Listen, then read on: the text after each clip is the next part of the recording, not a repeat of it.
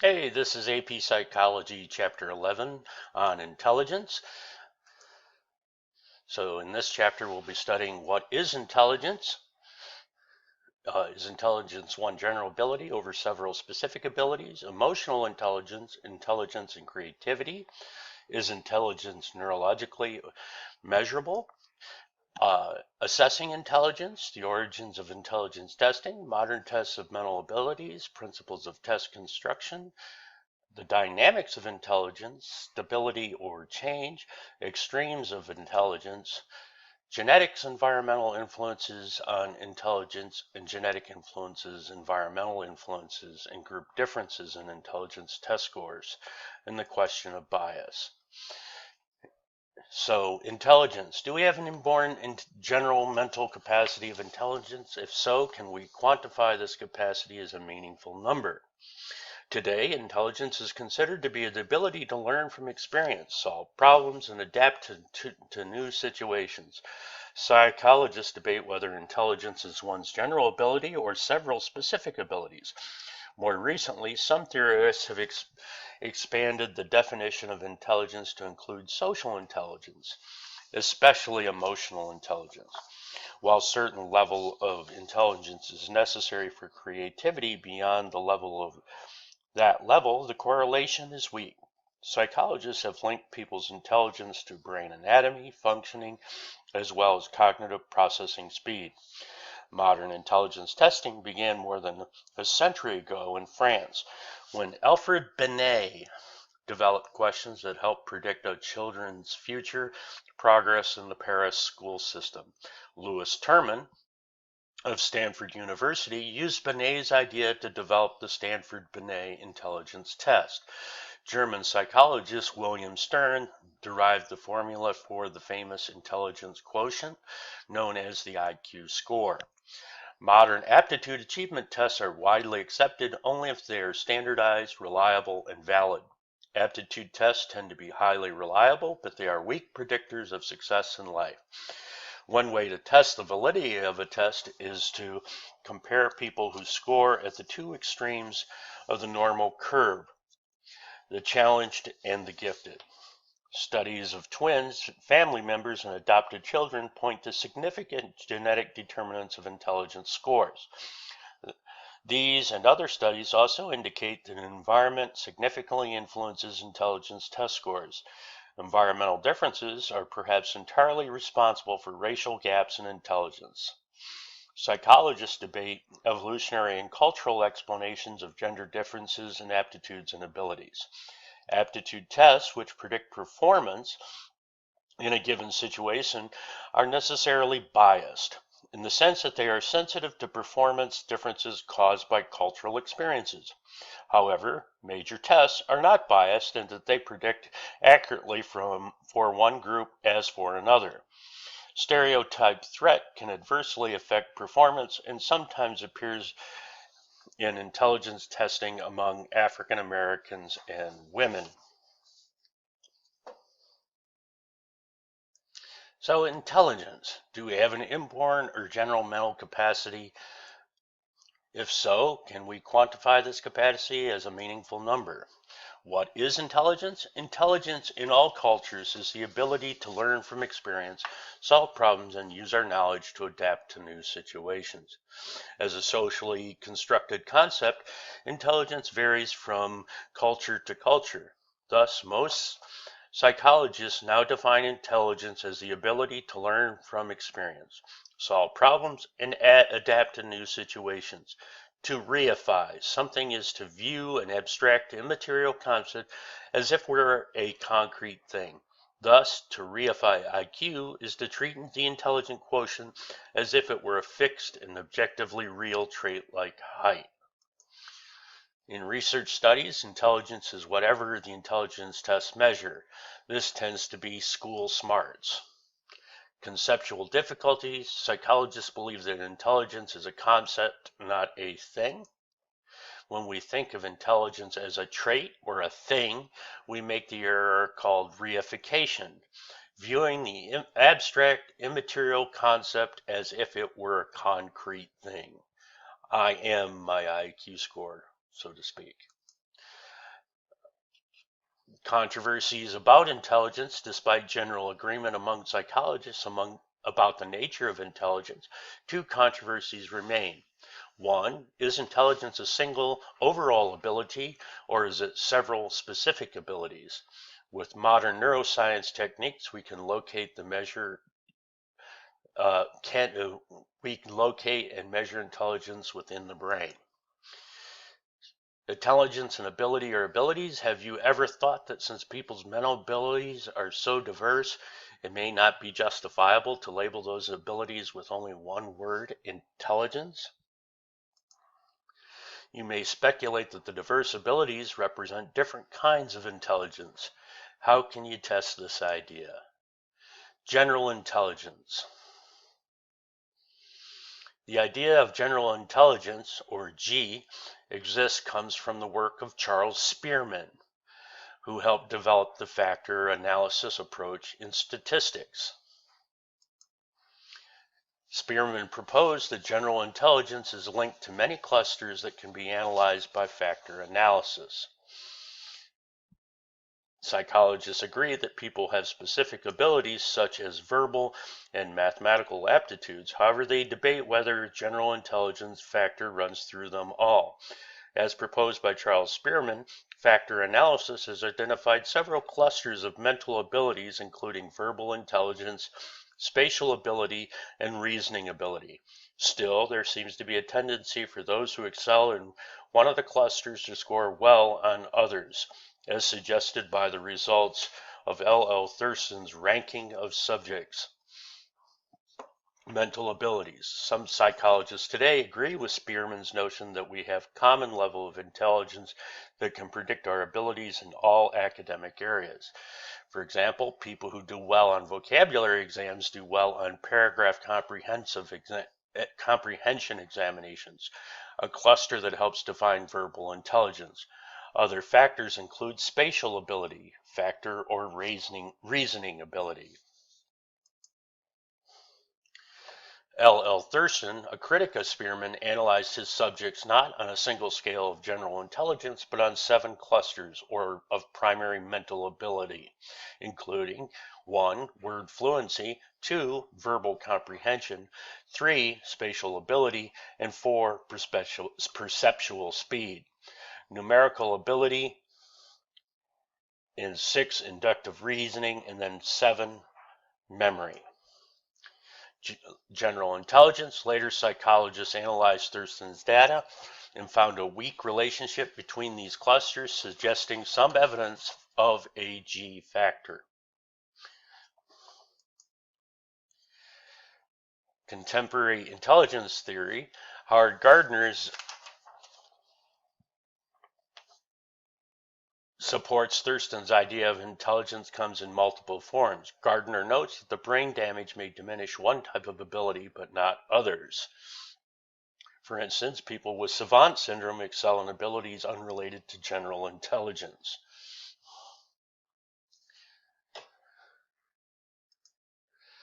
Gardner proposes 8 types of intelligence and speculates about a 9th one, essential intelligence. Essential intelligence is the ability to think about the question of life, death, and existence. Sternberg also agrees with Gardner but suggests 3 intelligence rather than 8. Analytical intelligence that is assessed by intelligence test. Creative intelligence that makes us adapt to novel situations and generating novel ideas, and practical intelligence that is required for everyday tasks.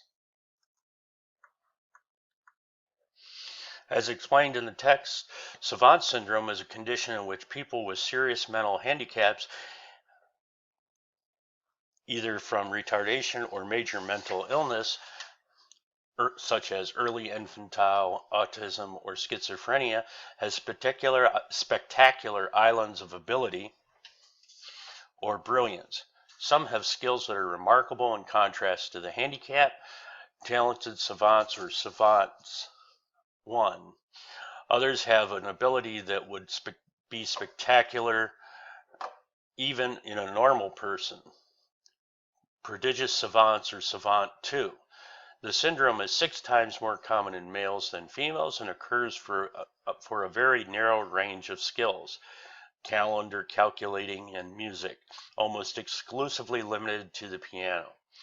Lightning calculations in mathematics, art, mechanical ability, and prodigious memory or rarely unusual sensory discrimination abilities, smell or touch. When the condition was first described in 1887, the person with the syndrome was called an idiot savant, with idiot referring to the level of intelligence below 25, and savant meaning a learned person. The term idiot was improper from the beginning simply because the savant's intelligence is above 25, usually in the range between 40 and 70. Among the remarkable case studies are George and his identical twin brother Charles. They can give you the time of day and week for any date over the span of 80,000 years. Ask them to identify the years in the next 2 centuries in which Easter will fall on March 23rd, and they'll give you correct answers with lightning speed. The twin brothers can describe the weather on any day of their adult life. At the same time, they are unable to add or count to 30. They cannot figure change for a $10 bill. For a $6 purchase, Kenneth can accurately cite the population of every U.S. city over 5,000, the distance from each city or town to the largest city in its state, the names, number of rooms, and locations of 2,000 leading hotels in the United States, statistics concerning 3,000 mountains and rivers.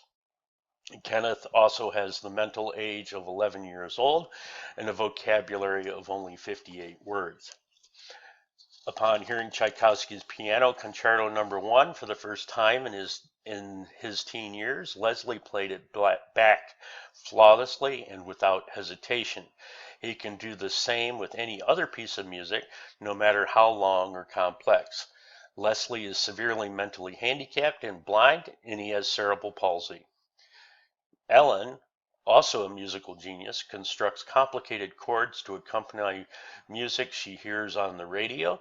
She was able to repeat the soundtrack of the musical Evita after hearing it only once, transposing orchestra and chorus to her piano by using complex, precise chords, including intense dissonances, to reproduce mob and crowd noises. Like Leslie, Ellen is blind and has an intelligence score of less than 50. Although savants are aware of their talents, they cannot explain how they work. Alonzo Clemens, a Denver man whose animal sculptures fetch upwards of $45,000, simply says God gave him this talent. Robert Black, a calendar calculator who can figure out the day of the week on which your birthday will fall in 3,314, explains, I got a good mind. Bernard Rimland, director of the Institute of Child Behavior and Research in San Diego, notes that sometimes savants give explanations that are meaningful only to them, things like because 11. Savant researchers have not been able to explain these unique abilities, although several theories have been advanced. For example, Rimland notes that underlying all savant abilities is seemingly limitless memory.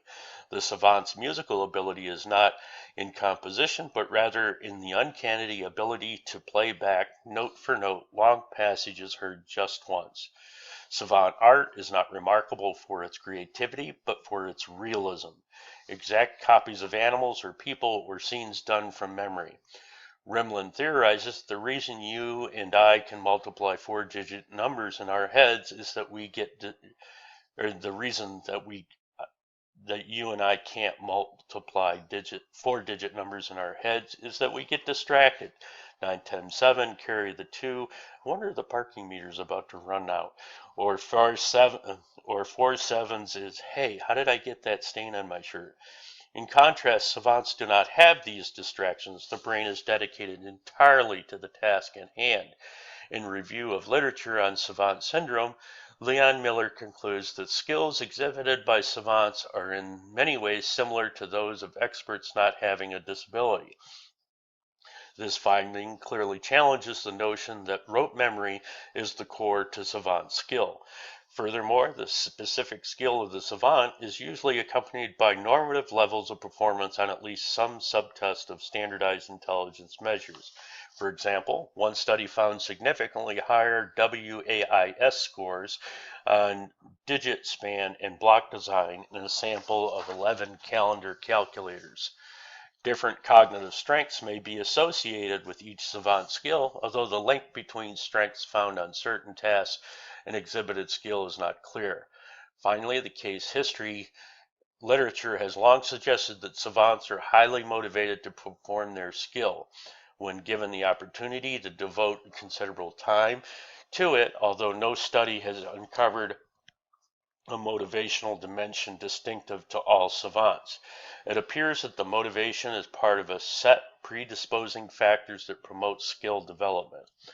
Although the central purpose of savant research has been to find ways to treat or prevent the syndrome, Treffitt notes that there's so much these people can teach us about ourselves, about memory, and about its relation to intelligence and creativity, and when we understand savants, perhaps we'll also have gained an avenue to the genius that I believe resides in all of us.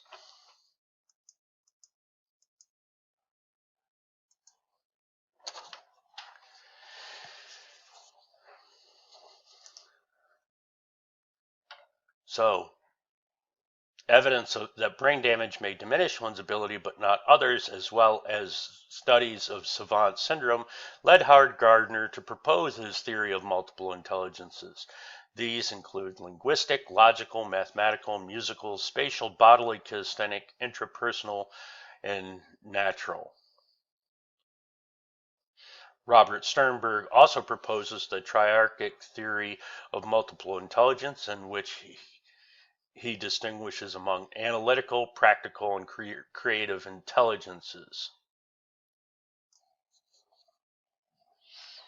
Howard Gardner's theory of multiple intelligence is a contemporary reflection of Thurston's notion that intelligence comes in different packages based on data from a variety of sources, but particularly from his own research in neuropsychology at Boston Veteran Administration's Medical Center. Gardner theorizes 8 relatively independent areas of intelligence competence. Although Gardner presents evidence from a variety of research sources to support his theory, perhaps his most intriguing argument is the separate neural centers underlie these various intelligences. For example, he provides numerous case studies of patients who have lost all language abilities because of damage to the speech centers of the left hemisphere of the brain, but who still retain capacity to be musicians, visual artists, and engineers. Similarly, he describes patients who have difficulty with spatial representation and other visual tasks because of right hemisphere damage, but who retain their linguistic abilities. Gardner even provides supporting neurological data for personal intelligences. For example, a lobotomy may cause little impairment of linguistic or logical mathematical intelligence, but it can be disastrous for self-understanding and interpersonal relationships. Marie Wynn describes the practical impact of Gardner's theory. For example, in 1985, 8 Indiana school teachers approached Gardner with a plan to start a public school based on his theory of multiple intelligences. They were intrigued by the idea implicit in his theory. While everyone is born with certain strengths and weaknesses, each of the cognitive areas, all people are capable of developing greater proficiency in all of them. The Key School teaches the traditional 3 R's, but the daily schedule of every child also includes music, art, and physical education. In fact, students receive 4 times the exposure children usually get to these subjects. Every day, students also receive instruction in Spanish and computers. Classes are specifically geared to strengthen all 8 intelligences, and a detailed report card provides a profile of the child's progress in all abilities. Evaluations of the school's program, particularly of student progress, have been overwhelmingly positive. The program has been expanded to include both middle and high school students. One of the unique features of the Key Learning community is that the students enjoy mentorships in the larger Indianapolis community. That is, after identifying students' area of highest interest, the school matches them with the adult role model. For example, a student showing strength and intrinsic motivation in activities reflecting spatial intelligence might be matched with a mentor from the city planning department. Gardner suggests 3 ways in which multiple intelligence theory can have a positive impact on schools. First, multiple intelligence theory encourages schools to cultivate those capacities that are valued in the community and broader society. Some of these are likely to include specific intelligence that traditionally have been given short shrift in school. Second, multiple intelligence theory helps schools to recognize that nearly every discipline, topic, and concept that can be approached in a variety of ways. To promote effective learning, the same material must be taught from a number of perspectives. Third, multiple intelligence theory encourages the personalization of education. It fosters the recognition that all individuals can be fitted into a single intellectual dimension and that these individual differences are taken seriously. For example, in the linguistics, the ability to use language,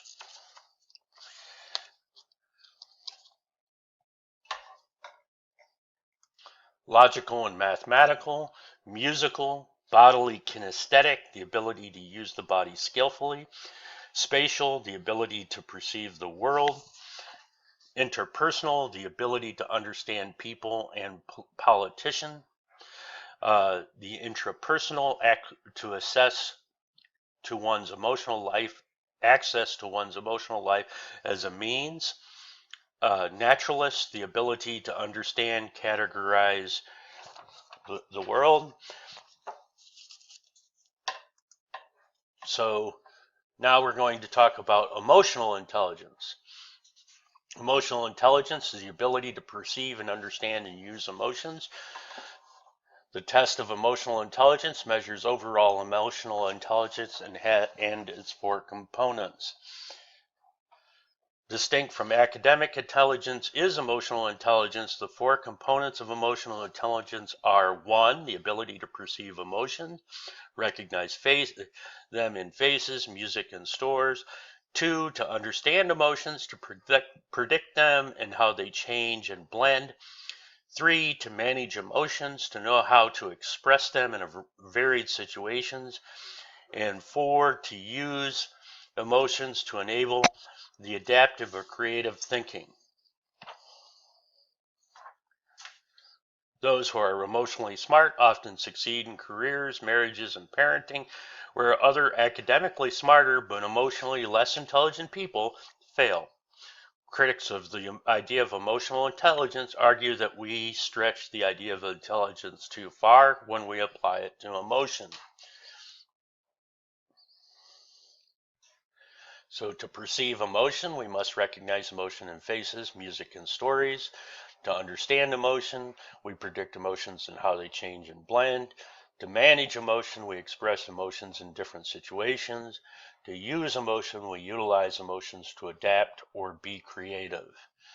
Gardner and others criticize the idea of emotional intelligence and question whether we stretch this idea too far when we apply it to our emotions. Creativity is the ability to produce ideas that are both novel and valuable. It correlates somewhat with intelligence. In general, people with high intelligence scores do well on creativity tests, but beyond a score of about 120, the correlation between intelligence scores and creativity disappears. Studies suggest 5 other components of creativity: expertise, imaginative thinking skills, venturesome personality, intrinsic motivation, and a creative environment.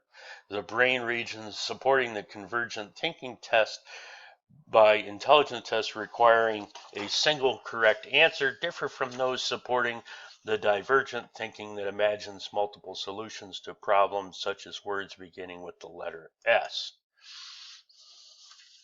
So expertise is a well-developed knowledge base. Imaginative thinking, the ability to see things in novel ways. 3, adventuresome personality, a personality that seeks new experiences rather than following the pack. Intrinsic motivation, a motivation to be creative from within. A creative environment, a creative and supportive environment that allows creativity to bloom, are factors that help us be creative individuals. Is intelligence neurologically measurable? Recent studies indicate some correlation, about a plus 0.40 between brain size and intelligence. As brain size decreases with age, scores on verbal intelligence also decrease. Gray matter concentration in people with high intelligence. Several studies report this positive correlation. Moreover, as adults age, brain size and nonverbal intelligence test scores fall in concert. Other studies suggest that highly educated people die with more synapses. The direction of the relationship between brain size and intelligence remains unclear. Larger brain size may enable greater intelligence, but it is also possible that greater intelligence leads to experiences that exercise the brain and build more connections, thus increase its size. Or some third factor may be at work. Some evidence suggests that highly intelligent people differ in their neuroplasticity. Studies of brain function show that people who score high on intelligence tests perceive stimuli faster and retrieve information from memory quicker and show faster brain response times. People with higher intelligence respond correctly and quickly to the above question. People who score high on intelligence tests tend to retrieve information from memory more quickly. Research also suggests a correlation between intelligence score and the speed of taking information tends to be plus 0.4 to plus 0.5. Those who perceive quickly are especially likely to score higher on tests based on perceptual rather than verbal problem solving. The brain waves of highly intelligent people render a simple stimulus as a flash of light more quickly and with greater complexity. The evoked brain response also tends to be slightly faster when people with high intelligence rather than low intelligence scores perform a simple task such as pushing a button with an X appears on the screen. As yet, psychologists have no firm idea of why fast reactions on simple tasks should predict intelligence. Psychologists define intelligence testing as a method of assessing an individual's mental aptitudes, comparing them with others using numerical scores. Psychologists define an intelligence test as a method for assessing an individual's mental aptitudes, comparing them with those of others using numerical scores. The modern intelligence testing movement started more than a century ago with French psychologist Alfred Binet began assessing intellectual abilities. Together, Theodore Simon and Binet developed an intelligence test containing questions that assessed the mental age and helped predict children's future progress in the Paris school system. The test sought to identify French school children needing special attention. Binet and Simon made no assumption about the origin of intelligence. Louis Terman believed that intelligence was inherited, and like Binet, he believed that his test, the Stanford Binet, could help guide people toward appropriate opportunities. William Stern derived the intelligence quotient, or IQ, for Terman's test. The IQ was simply a person's mental age divided by chronological age by 100. During the early part of the 20th century, intelligence tests were sometimes used in ways that, in hindsight, even the designers regretted to document a presumed innate inferiority of certain ethnic and immigrant groups.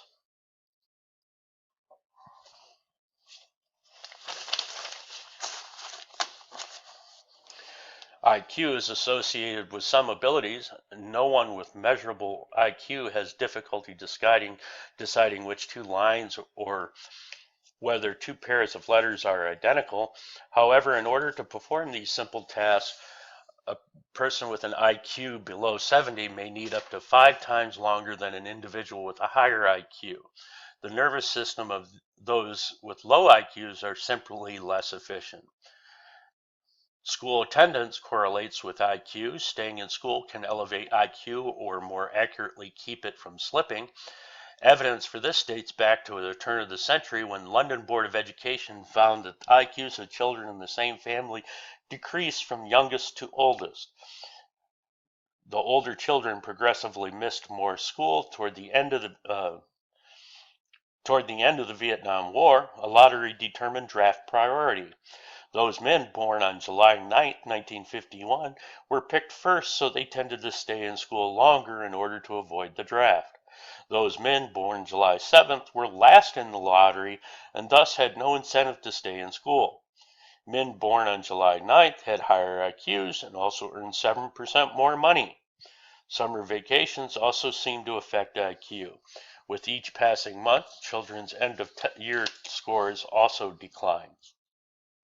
IQ is not influenced by birth order. The idea that birth order influences personality and intelligence has not stood up under recent scrutiny. Moreover, the claim that large families make low IQ children may be unfounded because researchers have found that low IQ parents make large families. Smart people tend to have small families, but it's not small families per se that make people smart. IQ is related to breastfeeding. Even when researchers control for factors such as sense of closeness the mother and child experience through nursing, breastfed children appear to have an IQ of 3 to 8 points higher by age 3 than non-breastfed children. IQ varies by birthday. Some policies mandate the age of students entering school as well as the age they may leave, typically 16 or 17. Those born in the final 3 months of the year are more likely to enter school a year later. Thus, when they leave school, they've been attending for 1 year less.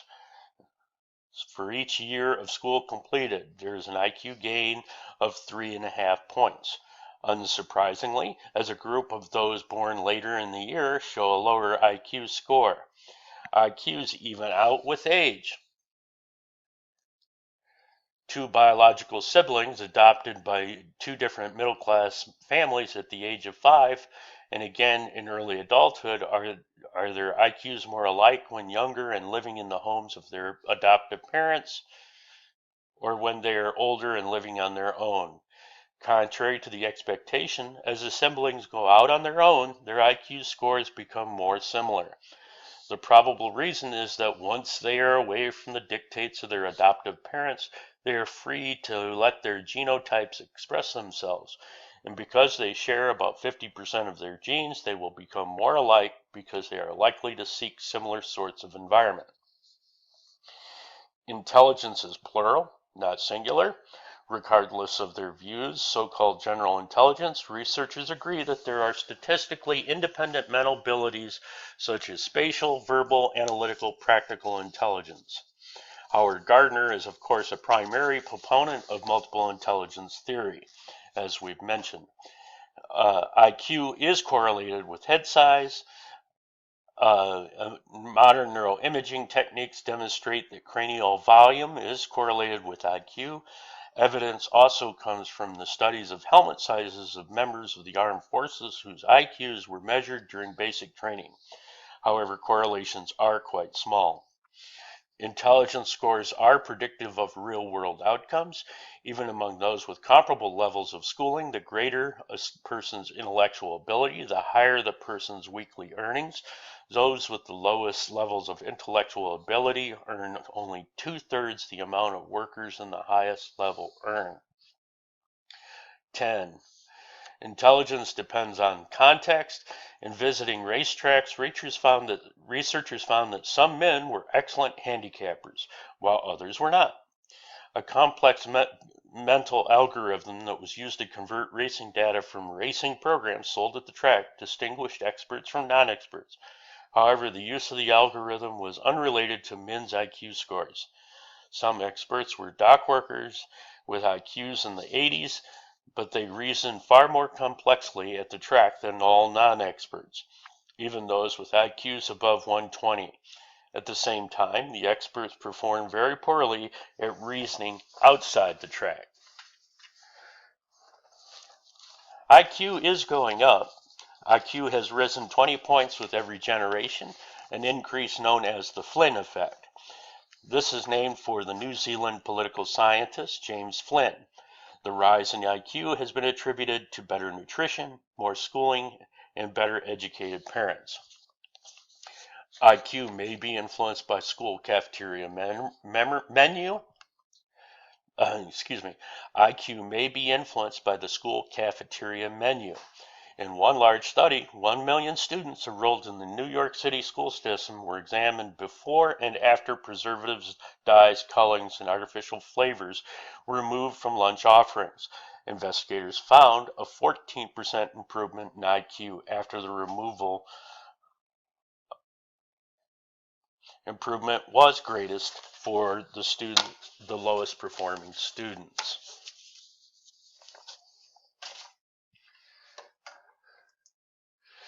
Aptitude tests are intended to predict your ability to learn a new skill, and achievement tests are intended to reflect what you already learned.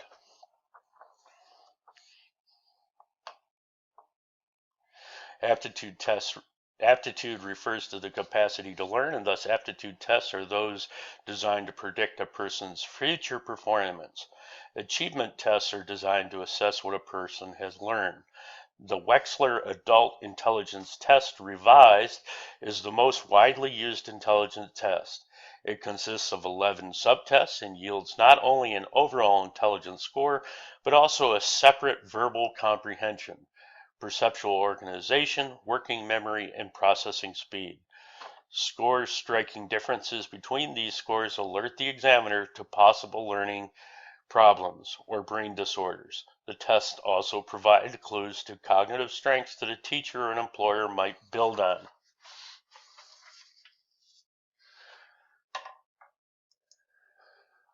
Wechsler developed the Wechsler Adult Intelligence Scale and later the Wechsler Intelligence Scale for Children, an intelligence test for preschoolers. The WAIS measures overall intelligence and 11 other aspects related to intelligence that are designed to assess clinical and educational problems. And for psychological tests to be acceptable, it must fulfill the following 3 criteria. It must be standardization, it must be reliable, and it must be valid.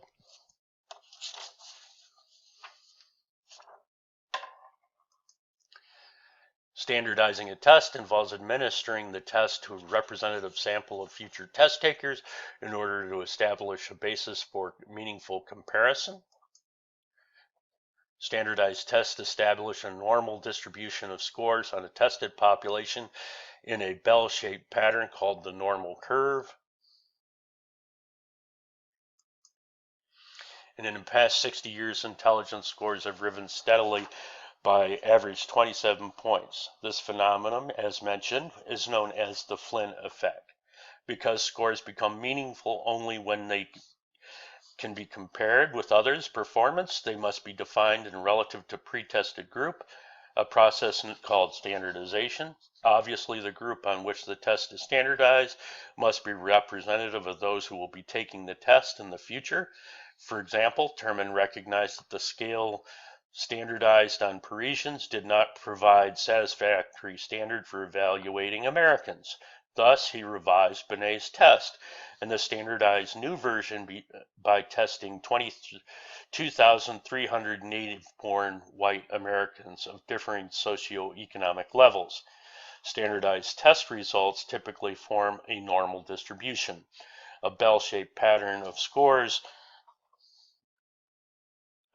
A standardized Test results typically form a normal distribution, a bell-shaped pattern of scores that forms the normal curve. Most scores cluster around average, and increasingly fewer are distributed at the extremes. Intelligence test scores form such a curve, but in the past 6 decades, the average test score has risen 27 points. This is the phenomenon previously mentioned as the Flynn Effect.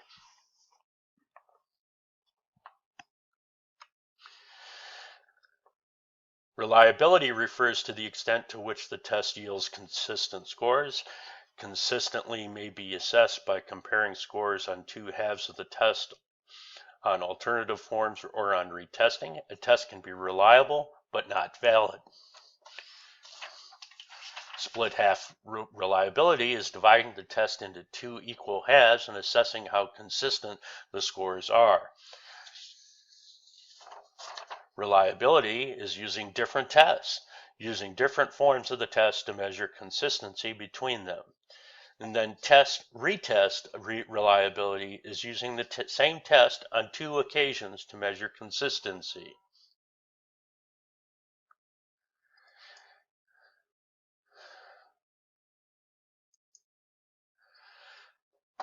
Validity refers to the content in which a test measures or predicts what it's supposed to. Content validity is determined by assessing whether the test truly samples the behavior that is of interest. For example, driving tests should measure a driving ability. Predictive ability is determined by computing the correlation between test scores and some criterion that is some independent measure of what the test aims to assess. Aptitude tests have predictive validity if they can predict future achievement. So reliability of a test does not ensure validity. Validity of a test refers to what the test is supposed to measure or predict. Content validity refers to the extent to which the test measures a particular behavior or trait. Predictive ability refers to the function of a test in predicting a particular behavior or trait. Does intelligence remain stable over a lifetime, or do the extremes of intelligence scale really that different? Intelligent people sometimes make a mess of their lives. Why? Robert Sternberg describes 20 stumbling blocks that can get in the way even the brightest people. They also explain why even the best measures of intelligence may account for only a small proportion of variance in the real world performance. The stumbling blocks are worth listing. 1. Lack of motivation. A talent is irrelevant if a person is not motivated to use it. Motivation may be external, for example, social approval, or internal, satisfaction from a job well done, for instance. External sources tend to be transient, while internal sources tend to produce more consistent performance. 2. Lack of impulse control. Habitual impulsiveness gets in the way of optimal performance. Some people do not bring their full intellectual resources to bear on a problem, but go with the first solution that pops into their heads. 3. Lack of perseverance and preservation. Some people give up too easily, while others are unable to stop even when their quest will clearly be fruitless.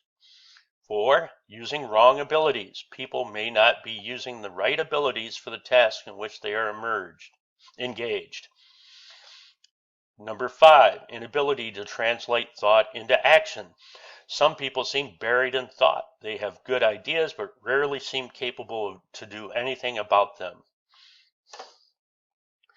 6, lack of product orientation. Some people seem more concerned about the process than the result of the activity. Number 7, inability to complete tasks. For some people, nothing ever draws to a close. Perhaps it's fear that what they would do next, or fear of becoming hopelessly enmeshed in detail. 8, failure to initiate. Still others are unwilling or unable to initiate a project, and it may be indecision or fear of commitment. 9, fear of failure. People who may not reach peak performance because they avoid the really important challenges in life. 10. Procrastination. Some people are unable to act without pressure. They may also look for little things to do in order to put off big ones. Number 11, misattribution of blame. Some people always blame themselves for even the slightest mishap. Some always blame others. 12, excessive self-pity. Some people spend more time feeling sorry for themselves than expanding the effort necessary to overcome the problem. 13, excessive dependency. Some people expect others to do for them what they ought to do for themselves. Wallowing in personal difficulties. Some people let their personal difficulties interfere grossly with their work.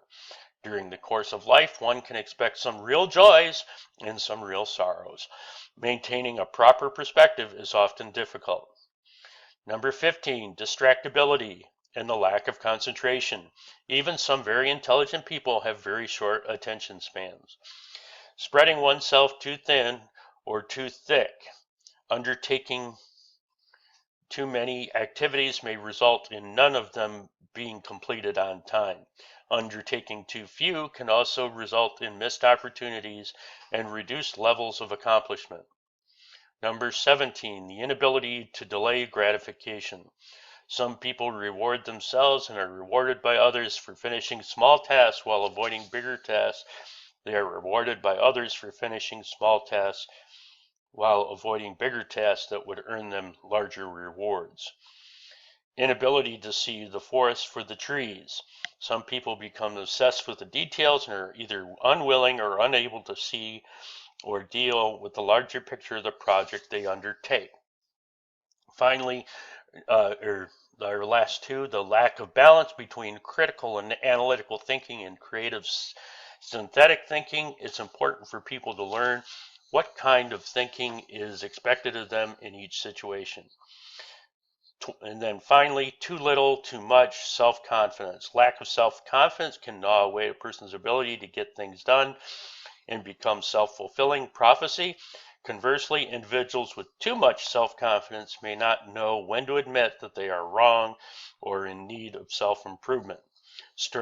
Sternberg's Why Smart People Can Be So Stupid more fully examines why intelligent people sometimes think and behave in such stupid ways.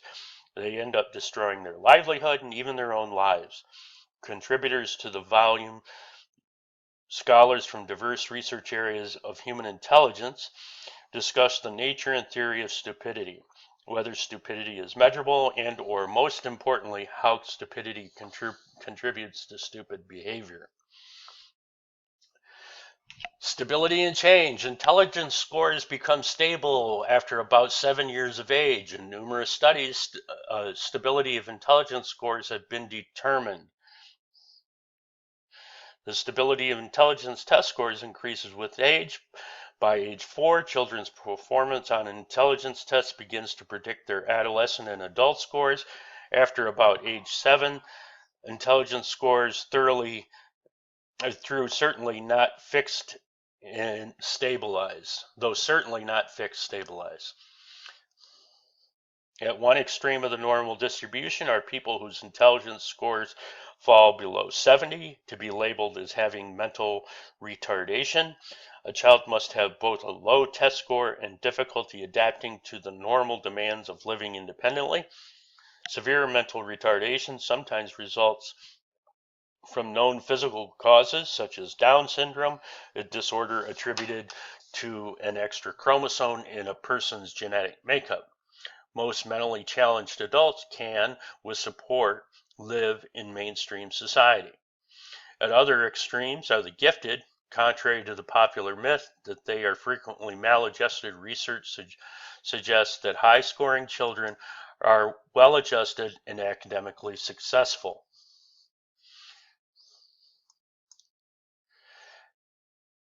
Controversy surrounds gifted child programs in which the gifted are segregated and given academic enrichment not available to the masses. Critics note that tracking by aptitude sometimes creates a self-fulfilling prophecy. Those implicitly labeled as ungifted can be influenced to become so, denying a lower ability students opportunities for enriched education can widen the achievement gap between ability groups and increase the social isolation from one another. No other topic in psychology is so passionately followed as the one that asks the question, is intelligence due to genetics or the environment?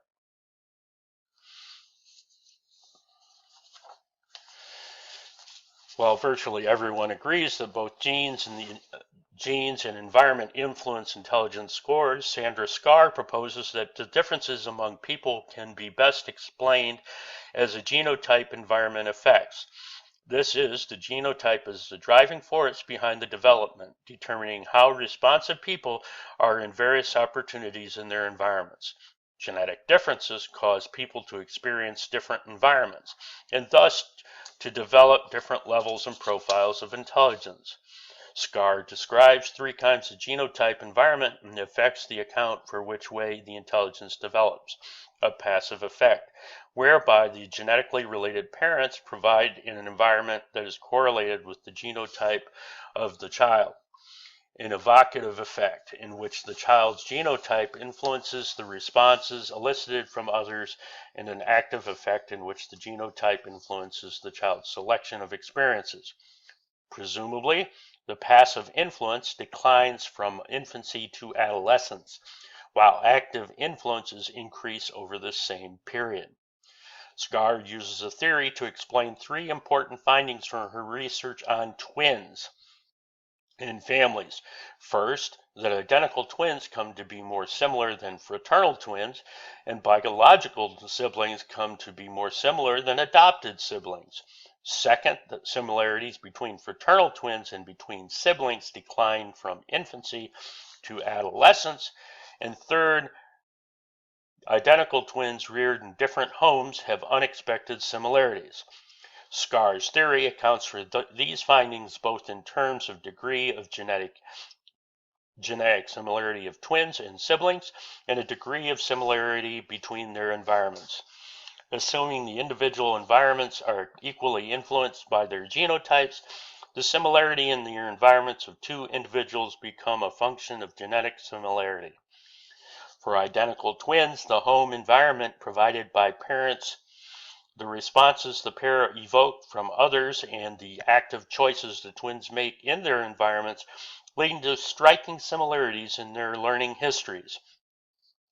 For fraternal twins, a somewhat lower genotype environment correlation is found, and thus their environments are moderately similar.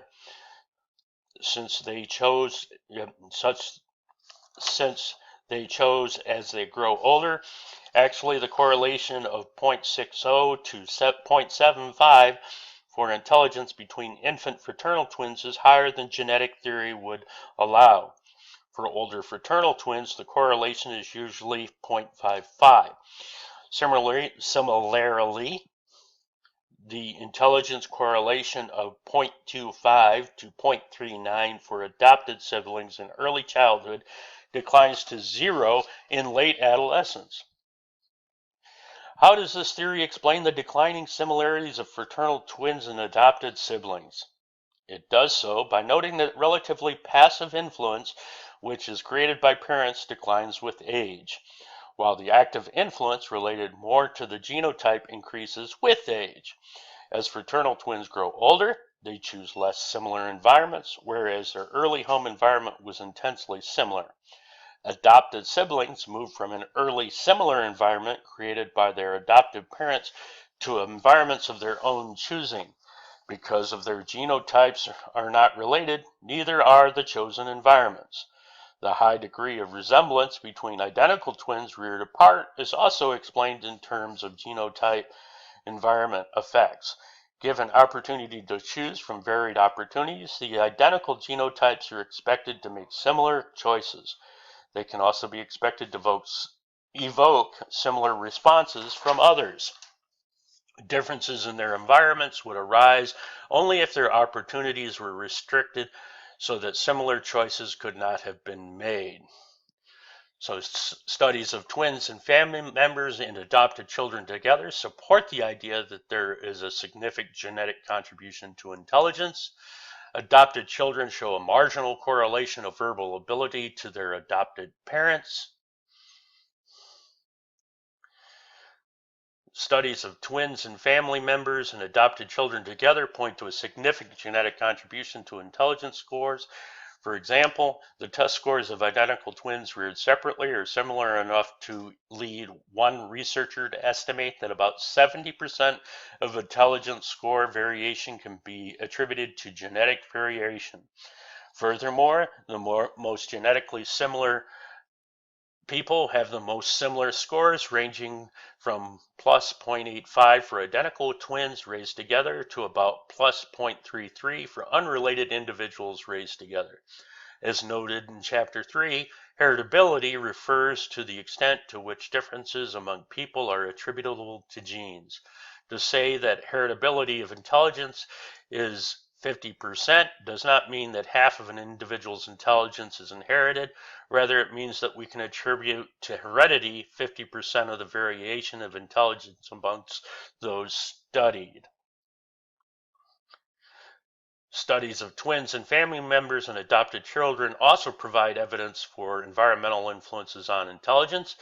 The intelligence test scores of fraternal twins raised together are more similar than those of other siblings, and the scores of identical twins raised apart are less similar than the scores of identical twins raised together. Studies of children reared in extremely neglectful or enriched environments also indicate that life experiences significantly influence intelligence scores. For example, the research indicates that schooling and intelligence contribute to each other and that both enhance later outcome. So studies of twins and adopted children show that fraternal twins raised together tend to show a similarity in intelligence score. Identical twins raised apart show slightly less similarity in their intelligence scores. Early neglect from caregivers lead children to develop a lack of personal control over their environment and impoverishes their environment, much like the rat study that we read about earlier this year. Schooling is an experience that pays dividends, which reflected in intelligence scores. Increased schooling correlates with higher intelligence scores. So to increase readiness for schoolwork, projects like Head Start facilitate the learning. Group differences in intelligence test scores. Why do groups differ in intelligence, and how can we make sense of these differences? African Americans average about 10 points lower than white Americans on intelligence tests. European New Zealanders outscore native Maori New Zealanders. Israeli Jews outscore Israeli Arabs. And most Japanese outscore their stigmatized Japanese minority.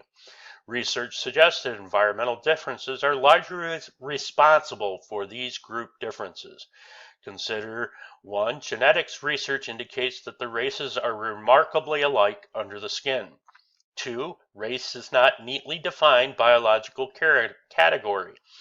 3. Asian students outperform North American students on math and achievement and aptitude tests. 4. Intelligence tests test performance of today's better fed, better educated, and more test prepared population exceeds that of the 1930s population. By the same margin, the score of the average white today exceeds that of the average black. 5. White and black infants tend to score equally well on tests measuring preferences for looking at novel stimuli, a predictor of future intelligence. And 6, in different areas, different ethnic groups have experienced periods of remarkable achievement. So when we look at racial differences, white Americans score higher in average intelligence than black Americans. European New Zealanders score higher than native New Zealanders. The difference in intelligence among these groups are largely environmental, as if one environment was more fertile in developing these abilities than the other. So what we're seeing is that these minority populations have less resources available to them, not as the white or the majority population receives better education, better housing, better food, etc.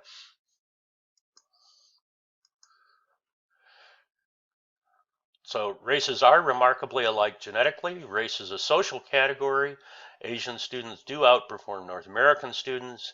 Today's better prepared population would outperform the population of the 1930s. White and black infants tend to score equally well on tests predicting future intelligence. Different ethnic groups have experienced periods of remarkable achievement. Gender similarities and differences. There are 7 ways in which males and females differ in various abilities. Although gender similarities far outnumber gender differences, we find differences in abilities more interesting. Research indicates compared to boys, girls are better spellers, they are more verbally fluent and better at locating objects, and are more sensitive to touch, taste, and color. Boys, however, are more likely than girls to be underachievers and outperform girls at math problem solving, but underperform them in math computation. Women also detect emotions more easily than do men. Aptitude tests are necessarily biased in the sense that they are sensitive to performance differences caused by cultural differences. However, aptitude tests are not biased in the sense that they accurately predict performance of one group over the other. For example, the predictive validity is roughly the same for blacks and whites and for rich and poor. Stereotype threat is self-confirming concern that one will be evaluated based on the negative stereotype, and sometimes appear in intelligence testing among African Americans and among women of all colors. The stereotype threat is a self-confirming concern that one will be evaluated based on this negative stereotype. This phenomenon appears in some instances of intelligence testing among African Americans and women of all colors.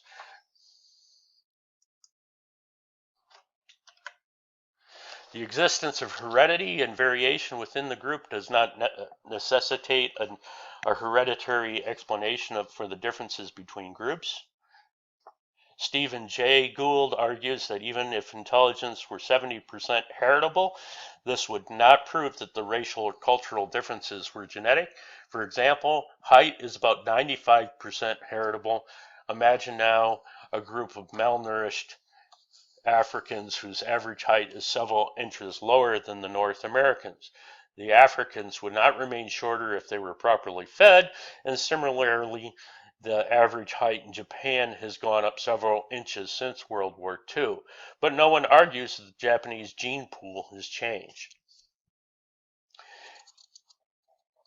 Myers notes that the intelligence is a socially constructed concept. Cultures deem intelligent wherever attributes enable success in their culture.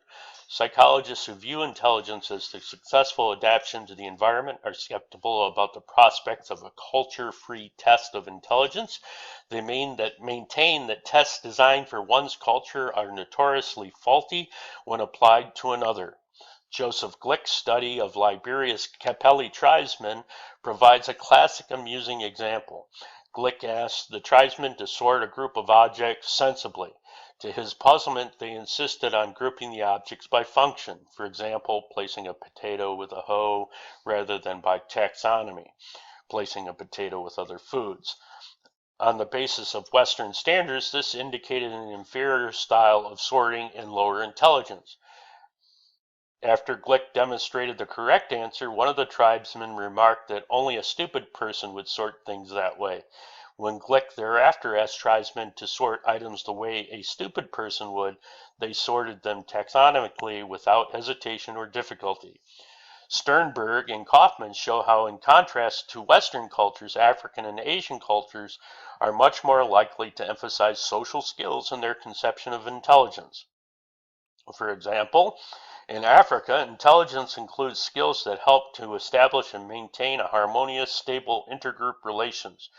Chua adults in Zambia emphasize social responsibility, cooperation, and obedience as important to intelligence. Intelligence children are expected to be respectful to adults. Similarly, Kenyan parents emphasize responsible participation in the family and social life as important aspects of intelligence. In Zimbabwe, the word intelligence, Ngwere, means to be prudent and cautious, particularly in social relationships. The history of the scholastic aptitude test used in college admission is a wonderful case study for the controversy that has surrounded intelligence testing. It provides the opportunity to look at the achievement tests and concepts of reliability and validity, and they question the bias of testing. Richard Atkinson's personal perspective on the history of this test provides an excellent source of material for you might begin to consider. Atkinson notes that after World War II, U.S. colleges and universities gradually adopted standardized tests as part of the admissions process. Most schools use the SAT. Some use the American College Testing Program, the ACT. The College Board, which owns the SAT, has made a series of changes in the test since its beginning. The original SAT became SAT-1, a 3-hour test that emphasized verbal aptitude but added a section on math skills typically taught in grades 1 through 8. The College Board also added 23 1-hour SAT-2 tests to measure a student's achievement in specific subjects, including history, chemistry, and foreign language. As Atkinson explains, most colleges required only the SAT-1, although some also required 2 or 3 SAT-2 tests.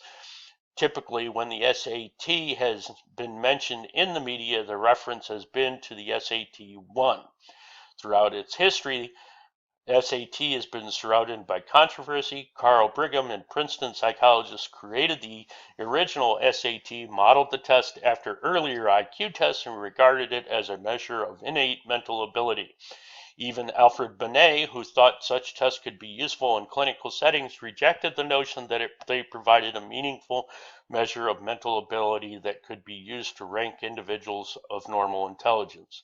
In serving on the board of testing and assessment, Atkinson was distressed that members of the College Board touted the SAT as a true measure of intelligence and seemed oblivious to research suggesting that achievement tests were better predictor of college success than aptitude tests. Also troubled by what he thought was his granddaughter's waste of study time preparing for the SAT, Atkinson drafted a paper arguing that admissions tests should not try to measure innate intelligence, but should focus on achievement. That is, what the student had actually learned in high school. In addition, he argued that such tests include an essay component and should cover more advanced mathematics. Finally, he argued that crucial aspects of admissions tests was to convey to students, teachers, and parents the importance of learning to write and the necessity of mastering at least the 8th through 10th grade mathematics. In 2001, the unpublished paper became the basis for Atkinson's famous speech. As president of the University of California, he announced that he would recommend the University of California, one of the largest public educational systems in the country, no longer use the SAT in its admissions process. Once a distinguished visiting scholar at ETS, Atkinson himself took several SAT sample tests, hoping to find some value in them. His conclusions: America's overemphasis on the SAT is compromising our educational system. He argues that when students do poorly, neither parents nor teachers can point to specific concepts that they need to work on. At a time when the states are stressing standards and accountability, the SAT seems tied to neither. He proposes new standardized tests linked to state standards so that anyone who masters the curriculum can succeed. Research finding at the University of California lended support to Atkinson's claim. A study that examined the effectiveness of high school grades and various combinations of SAT-1 and SAT-2 scores in predicting college success found that the SAT-2 was a far better predictor of college grades than the SAT-1. The data also indicated that the predictive validity of the SAT-2 is much less affected by the differences in socioeconomic background than is the SAT-1. Finally, the data indicated that the best single predictor of student performance was the SAT-2 writing test. Atkinson notes that given the importance of writing ability at the college level, it should not have been surprising that a test of actual writing correlates strongly with college grades. Largely in response to Atkinson's criticisms, the trustee of the College Board announced in the late 2002 major changes in the SAT-1. Beginning in the spring of 2005, the revised SAT-1 includes a 25-minute essay requiring students to produce an actual writing sample, a more substantial mathematics section, and a reading comprehension section that does not include verbal analogies. Many observers concluded that the College Board met Atkinson's challenge by recasting the SAT-1 as an out-and-out achievement test of reading, writing, and math. Atkinson himself states, "I believe this is the ideal solution that reflects the challenges called for in my speech." The University of California plans to use the new SAT-1 and to continue to augment it with 2. There seems little doubt that the College Board, a powerful group of 4,300 educational institutions, is using the new SAT to mold the U.S. secondary system. By requiring an essay, it's telling schools to produce better writers. By including advanced algebra, it's calling for a curriculum that emphasizes mathematics. The SAT, some observers note, could have produced a national curriculum without the passage of a single law. Clearly, some students will do better on the new test while others will do worse. For example, girls tend to do better than boys on writing exams, and thus girls could profit from the new essay. Boys usually outperform girls on the math section, but the new exam actually contains fewer abstract reasoning items on which boys often excel.